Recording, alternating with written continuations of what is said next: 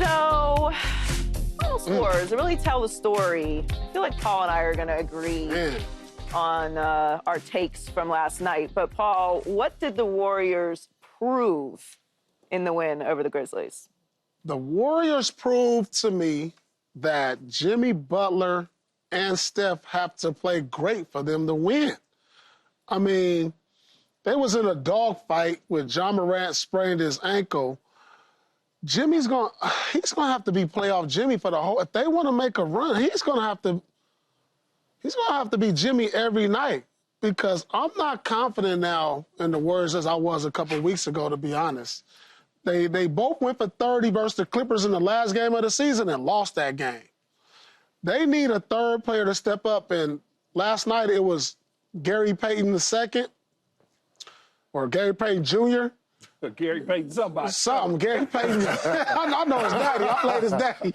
So, you know, he was their third leading scorer. It's just something I feel like is missing, because Steph and Butler carried the whole team. They even at the free throw line, they shot all the free throws pretty much. So I'm a little concerned after seeing the last two games. Draymond is going to have to step up maybe offensively, but they need one more person to step up offensively.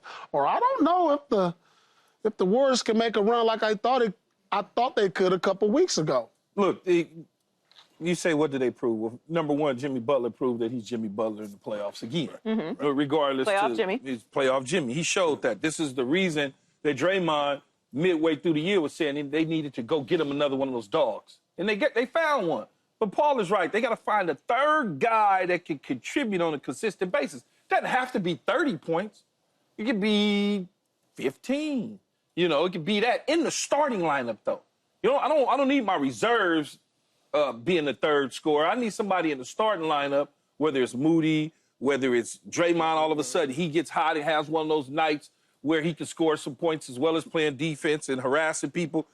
But for me, when I look at them, I think that if they stay on course and they can get what they got last night out of Jimmy and out of Steph Curry, they can find themselves making a deep run in the playoffs.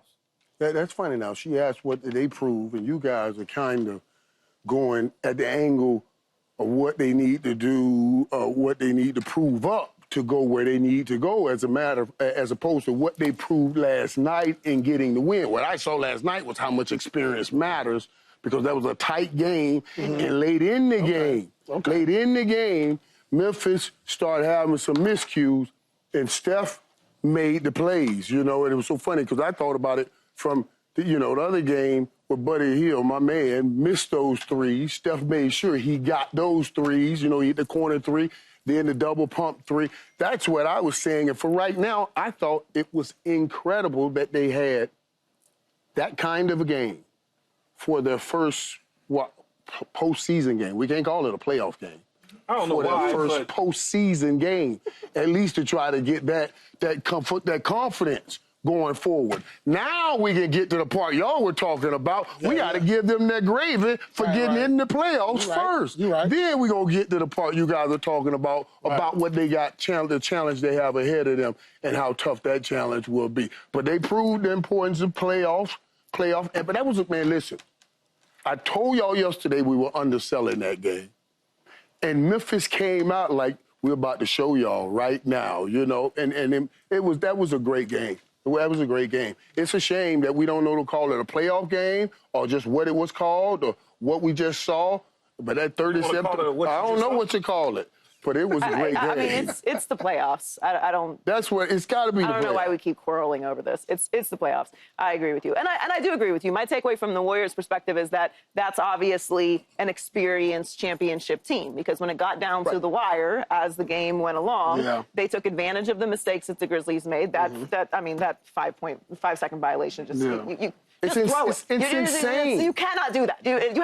Who cares if it gets stolen? At least try and get it into play. Yeah, but Paul brought up something early. Paul brought up something early when I was talking about that before the show. What did you say, Paul?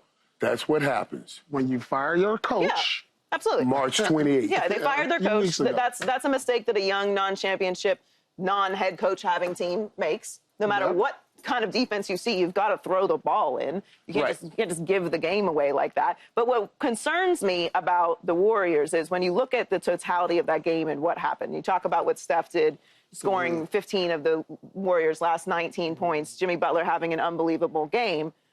Both of those guys did that.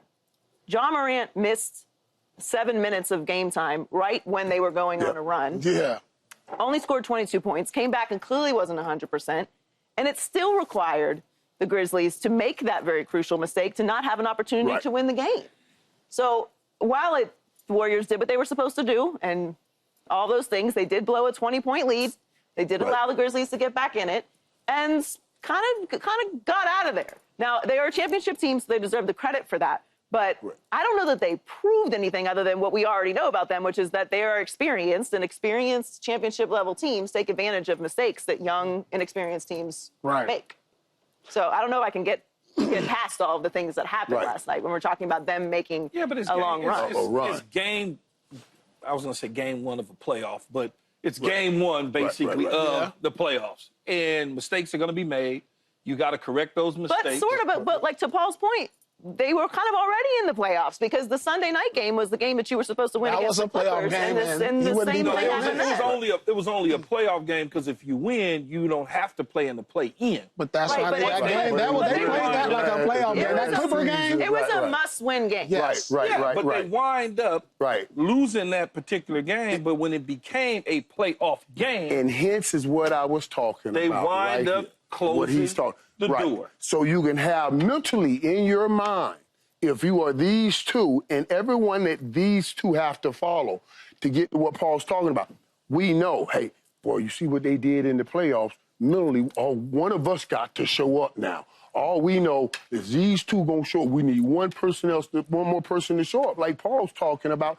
And now you got the right attitude going into those other places where you don't think they have a chance. Well, the Warriors won the game, but they also had to do some things to get there in the second half. Ja Morant missed nearly 7 minutes after rolling his ankle in the third quarter. They still had an opportunity to tie the game down 3 with 5.1 seconds left, but were called for a 5-second violation trying to inbound what are you the ball. Scared of? Got to throw the ball. They got it. Did the Warriors get lucky last night, Keyshawn? No, I don't think so at all. I think that they did what they were supposed to do. The experience took over. Yeah. In that situation. There was no panic on their end. Yeah. Where, like Paul said a minute ago, you fire a coach, there was panic that set in. There was no sense of calm. You know, and you got to give them credit for the win. They didn't, I love when people say that they steal the game. No, they won the game. They didn't steal it. They applied the pressure to the other team so that the other team could make the mistakes. And that's exactly what happened. They won the game. I think if the Grizzlies had won that game, I would have said that they stole it, especially the way that it went. If the Grizzlies had won the game, given the fact that once upon a time, the Golden State Warriors are up by 20-plus points. Yeah. And Ja got hurt. At that point, then you would say, they stole the game. Yeah, I don't think that they got lucky either. A team whose core has won 4 titles, you got a championship coach. Four titles and a guy that's played in two NBA championships? 2 NBA finals. Yeah, 2 NBA finals. Jimmy Butler, that's experience. Even though he didn't win it, that's still experience. No team is that lucky. That's experience. Yes, I would agree with that. I don't like. Sometimes things happen that are lucky. I would not apply to this. And it's hard to call an injury. Oh, we got lucky. He got injured. You got a break because he got injured. And he had to leave the game. But you made the play in the end, and that's really what won the game. Those plays I was talking about, the stuff hitting that 3, those were separating plays, pressure plays that they made, and on the other end, Memphis didn't make. We're talking about that 5-second call. First of all, that was a fast 5 seconds. It was a fast 5 seconds. Just be real here. That was a fast 5 seconds. It was a fast 5 seconds. And the execution, there's a problem to it. But even being prepared, why is y'all wait? You think that was a fast 5 seconds? Yeah, it was a fast 5. I was like, what already? Yeah, it was a fast 5. But Ja didn't even move into it to 3 seconds going. You know what I'm saying? They got clock. You just got. I know it just felt fast to me because I want to show you something. But I want to show you something. Wait, when they handed the ball off to the guy out of bounds, Josh should have already been into his defender. When you get the ball, now I'm pushing and moving. You knew that play was coming. You gonna give me that thing back. You already know as a receiver. But then you get prepared for that catch. It took forever for Ja to even lean into the defender to give that kid somewhere to throw the ball. He's 100 pounds. Leaning into somebody, that ain't gonna do. He's too light. That ain't gonna affect him. But like that goes back to the coaching in the sense of urgency to get into position to make that play is what I'm talking about. Your clock needs Coach should have already been telling him while the ref was walking, let's go get in position to make this play. When I look at that play, I'm wondering who took the ball out. One. It was a big. Exactly. Bigs aren't used to making passes. You got to get one of your better passers taking the ball out. Like a lot of times in late game situations, I took the ball out. Because you got to put in somebody's hands you can trust that can get it in. So you was a medium big, but also could pass. Yeah. Or Rondo, you got to put it in somebody who you can get it in. Yeah. Okay. You don't just like, all right, we got enough time for me to get it in and get it back, even though I'm a scorer too. Right. But you got to have somebody trustworthy, and that's where coaching come in right there. Right. Like you can't just say, oh, anybody take it out. Correct. No, Josh should have took it out. You throw it in and then get it with the handoff back to Josh. Yeah. But you know that he can make the right pass. Yeah. That's the first thing I noticed on who taking the ball out. But that's in the huddle. That's the coaching. That's the coach saying this guy has to take the ball out. So that's interesting you say that because now that you said that, I've noticed, since you said that, I'm thinking in my mind, Joker do be taking the ball out. Ron do too, right? Ron do too. Exactly, because you want your best passers getting it in. Yeah. So, like, I look like, why are they having him take the ball out? No, the Warriors took this game. They didn't get lucky. This is their experience. They were up 20 anyway. They probably should have blown this team out. And that's what I'm saying. When you're up by 20 and you surrender the lead, I don't all of a sudden be like, oh, they're not good. They're not going. It happens because you get complacent. You like, oh, I'm up by 2, coasting, and then all of a sudden you look up and that lead is down to 5 or 4, and now you got to hit it again to try to get back up to where you once was. So that's why I don't panic about. What I did see is the Warriors are vulnerable in that paint. They got crushed in the paint, with paint scores, and that's the one thing I worry about as they go into the first round versus a Houston team where Zach Edey, look, he was so dang big. He's big, but he's young too. No, yeah, he was young, so he couldn't take advantage. He couldn't take advantage a lot of times to where a guy like Sengun from Houston is going to take advantage of those touches in the paint. And so I'm a little worried about the Warriors in the first round. I am. Yeah, the Grizzlies had 48 in the paint. They actually shot they crushed significantly better than them at the three-point line as well.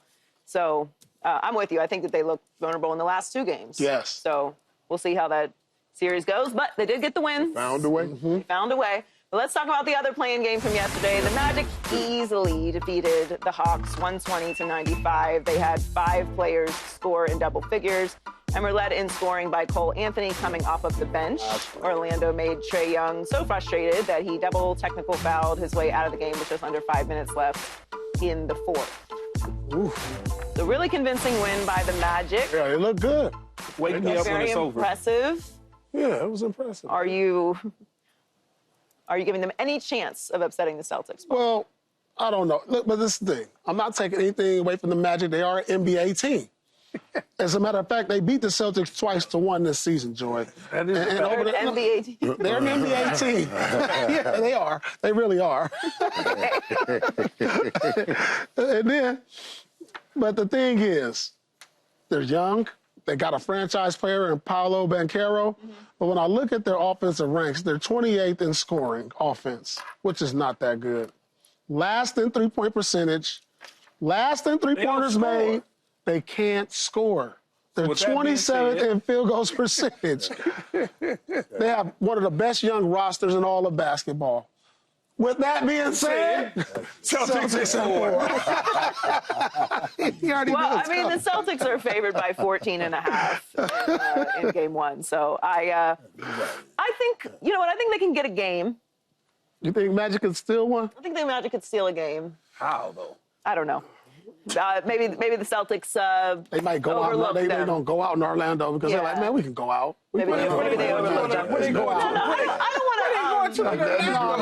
They focused. They locked in. Might go to Disney World, get on one of the roller coasters. Celtics have been guilty of that in the past. past not being locked in. So I think they could get a game. I do not think there's any chance that they upset the Celtics. No chance whatsoever. No, it's not. It's wake me up when it's over. But it's a theme too now. A lot of these teams they'll be a young team. I wouldn't take them lightly. Talent.